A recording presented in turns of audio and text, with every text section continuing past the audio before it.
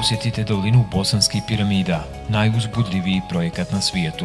Poziv svima da dođu visoko, bilo kao turisti, istraživači, volonteri. Više informacija na www.piramidasunca.ba.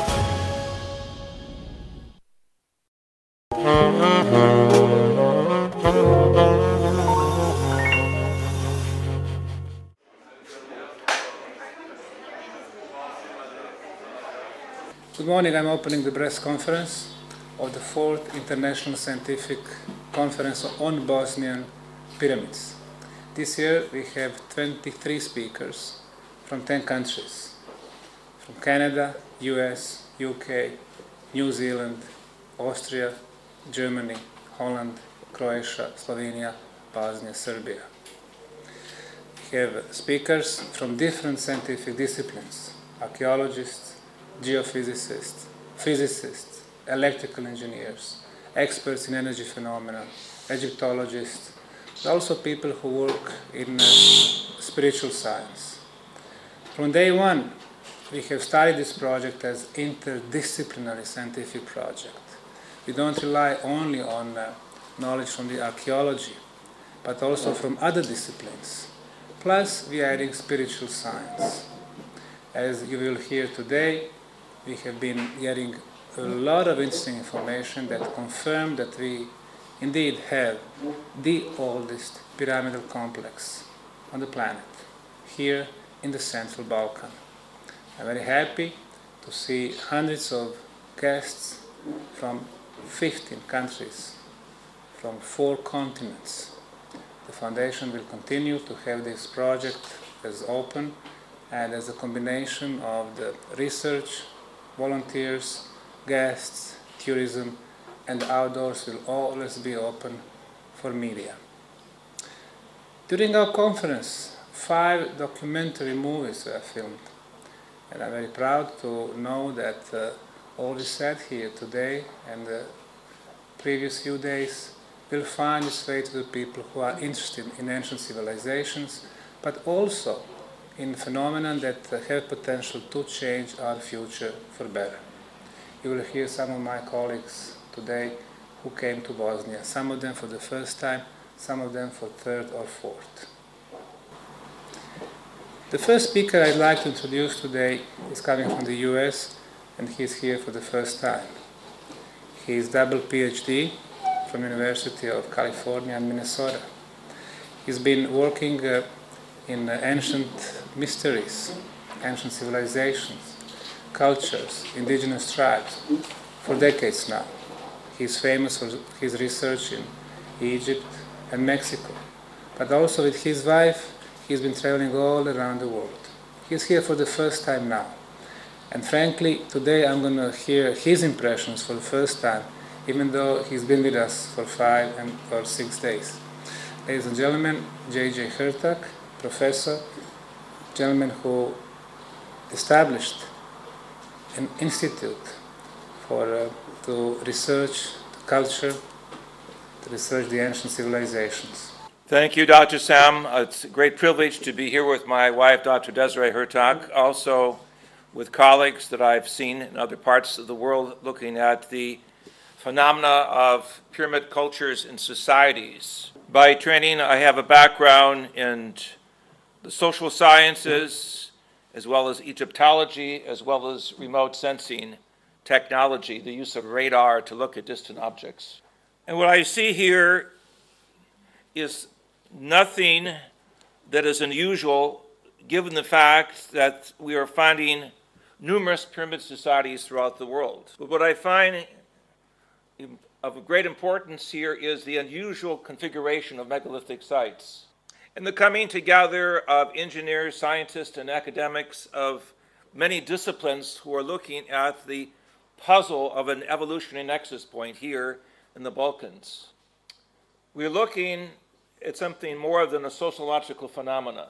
We're looking here at the pyramid as being redefined as a model for holistic, intelligent design, bringing together several different levels of meaning. The sociological, psychological, philosophical, astrophysical, as well as the cosmophysical. It is in the combination of the larger picture that I appeal to my scientific colleagues throughout the world to come and investigate for themselves. And see the Bosnian nexus is something that is of major significance, not to be dismissed according to classical Egyptology, but a barometer of engineering and social movements that we find throughout the world. They'll open the back door to a previous evolutionary age, when cultures throughout the world shared a common language of mathematics, architecture, and astrophysics. Dr. Sam is doing a fantastic job of bringing volunteers from all over the world who are willing to break the scientific paradigm and point out that Egypt doesn't have a monopoly on pyramids or a pyramid philosophy. And though my colleagues from the discipline of Egyptology would see the Bosnian Pyramid as simply a result of terraforming, my wife and I are looking at the basement complex of what is under the ground that is very significant. A mazeway of labyrinthian tunnels that are sustained by human engineering, suggesting that there was significant thought given to the direction as well as the structure of underground labyrinthian tunnels. Work is necessary to confirm whether we have an artificial geopolymer reality. I feel more work must be done in this area of investigation. But it's clear that we have a clear example of what is called telluric currents inside the Bosnian Sun Pyramid, currents that are on the surface of the Earth's mantle, that may be the triggering mechanism for what has been observed as the 28 kilohertz signal that has been measured.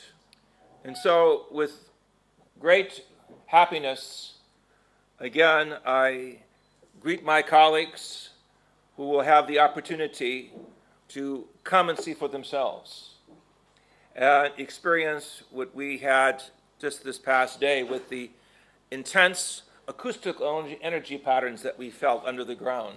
For clearly the science of pyramidology has to be redefined as showing a holistic pattern of culture history that stretches around Mother Earth.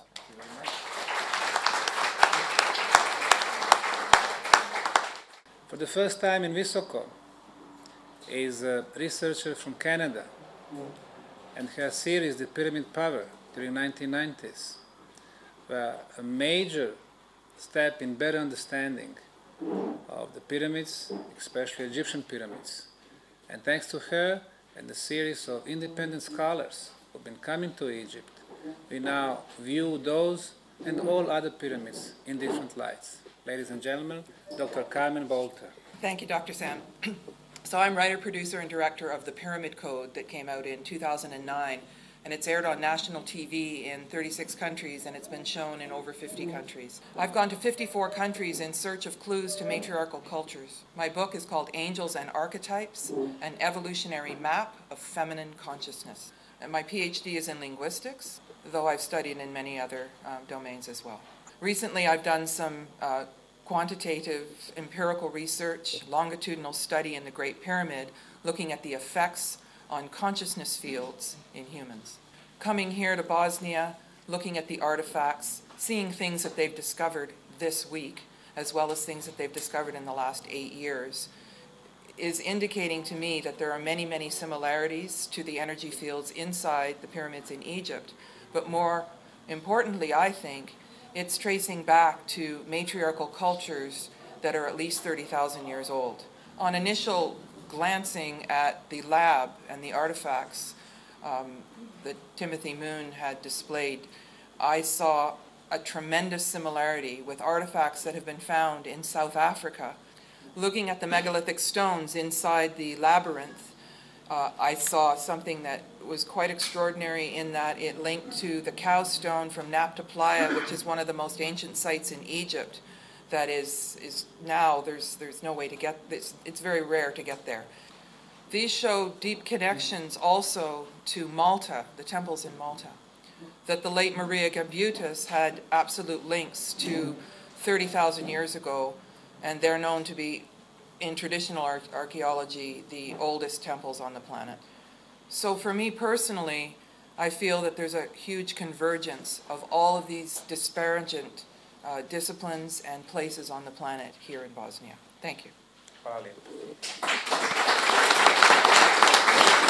Now, a friend, a supporter, but above all, the guy who's been very popular all over the planet with his artifacts, which are out of place, maybe out of time, and they don't fit what is accepted by the mainstream science. Our friend from Vienna, Klaus Dona.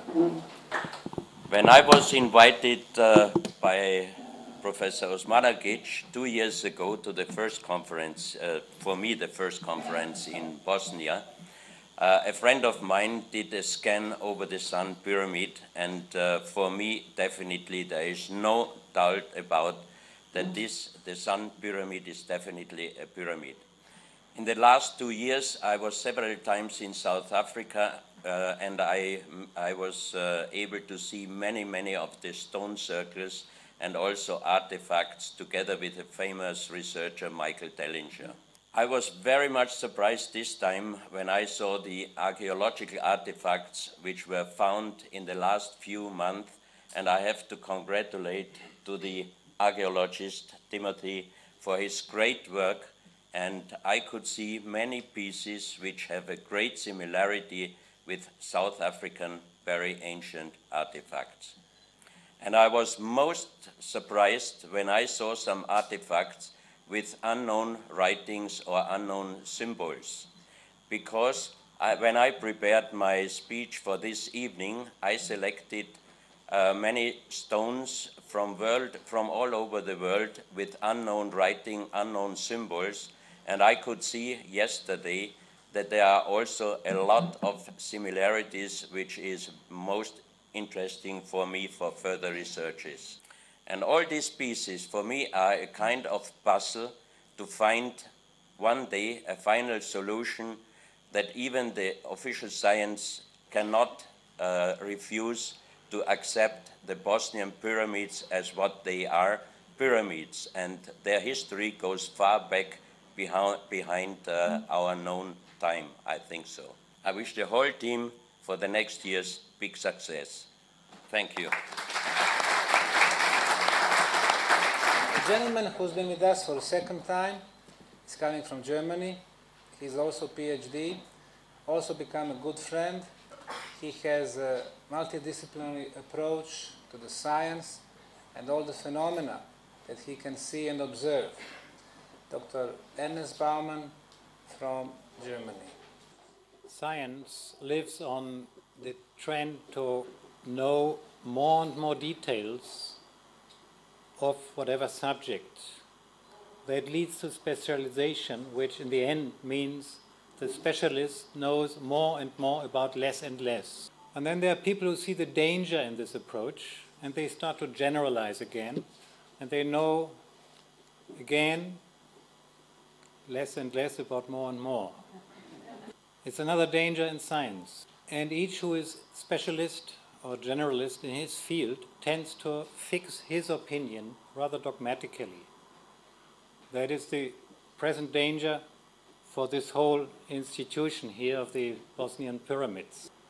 The way out is to see more and more again who is the researcher. What is the basis of his research? And the basis is his own consciousness. Consciousness is that field which has all the knowledge, which is silent, unchanging, eternal, with all potentialities. Unfortunately, scientists these days, and I don't want to be unpolite to any colleagues, but I think we have to face the fact that they all have lost that aspect of their own consciousness in themselves. A researcher always asks, what is this artifact, what is that artifact, what's the pyramid, what's this? But he never asked, who am I? And without that question and the answer, all his research somehow hangs in the air. So I always emphasize that point of the development of your own consciousness to understand from the depth all the different approaches that science can take. In principle, and fortunately, Dr. Sam has the same approach of interdisciplinary connecting science, but the aspect of the researcher who's asking, who am I, is not available yet. I think it's only a question of time that it will be included, because the outer research will be not meaningful enough if the inner research of who is the researcher will not be there. And again, the research can then be used in ways which are destructive rather than constructive, as it has happened in human history so many times. So if Dr. Hotak just mentioned the common language of the ancestors was astronomy, astrophysics, Mathematics. all these things, then I would say the common language of our ancestors was with equal validity pure consciousness. The moment we can unite these two levels, we'll be invincibly successful. And I'm convinced that this approach here in the Bosnian Valley of the Pyramids, under the guidance of Dr. Osmanagić, will go in that direction.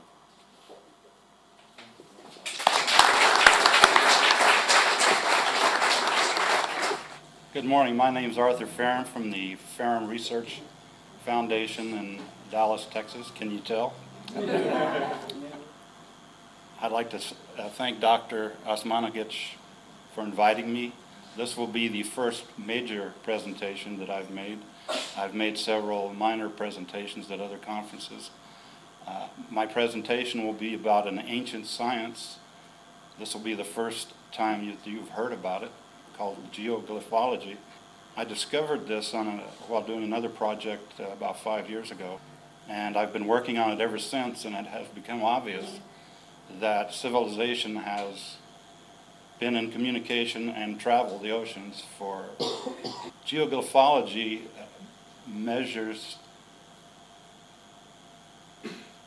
symbols and pyramids that are on the ground, therefore the name geoglyphology, geo, earth, and glyph, symbols. On the pyramids, most of the pyramids have the same protocols that were developed by the ancients, in that most of them were designed as territorial markers or survey markers, and the survey is determined by following the edges of the pyramid or other angles associated with the pyramids, and these lines lead to destinations that end at places using the protocols that were developed by the ancients. I had to learn these protocols through trial and error in order to develop how they knew where to terminate these lines. My background is as a computer analyst with the government, and I developed the first comprehensive background check in the company in the United States. eHarmony, if you know of that, is a spin-off of that. As in closing, I'd like to say I'm humbled by all the talent that is here, not only at the dais, but in the audience. I've learned a lot from everyone here, and it's been probably more beneficial to me than it will be to you. Thank you.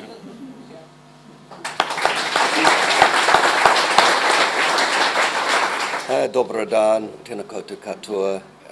As Semir said, I am from Aotearoa, New Zealand, and I'm very pleased to be here. Today I'm going to discuss with you a press release. We're going to release information to the world today on some of our discoveries this year.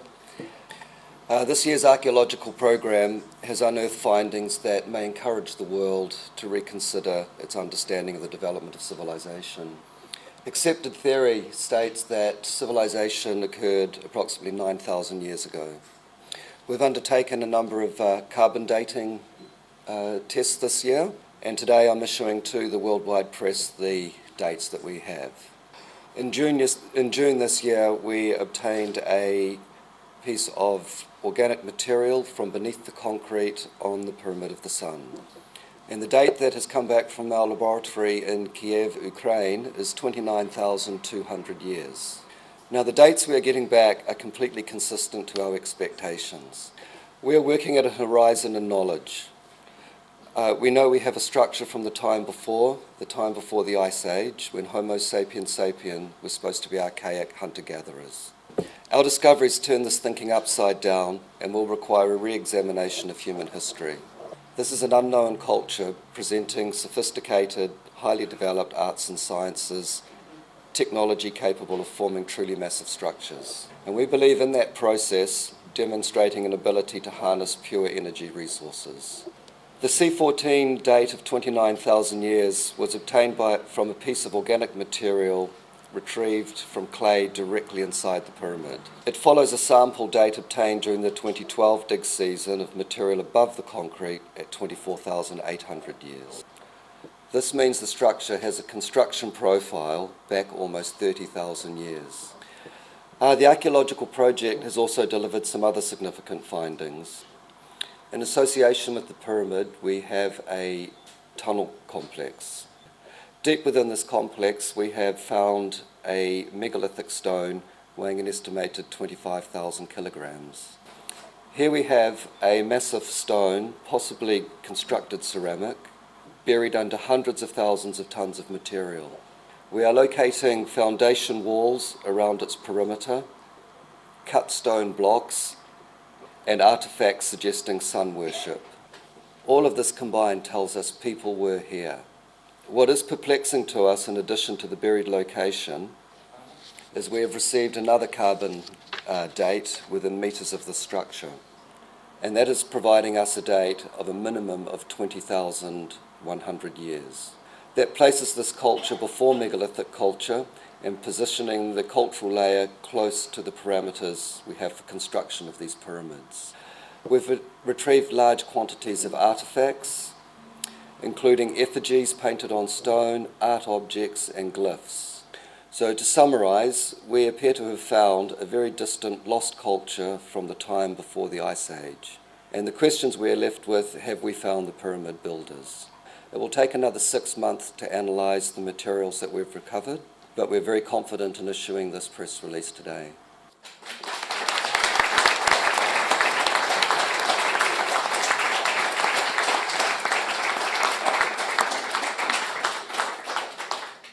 If not, I thank you for coming. The press conference is over.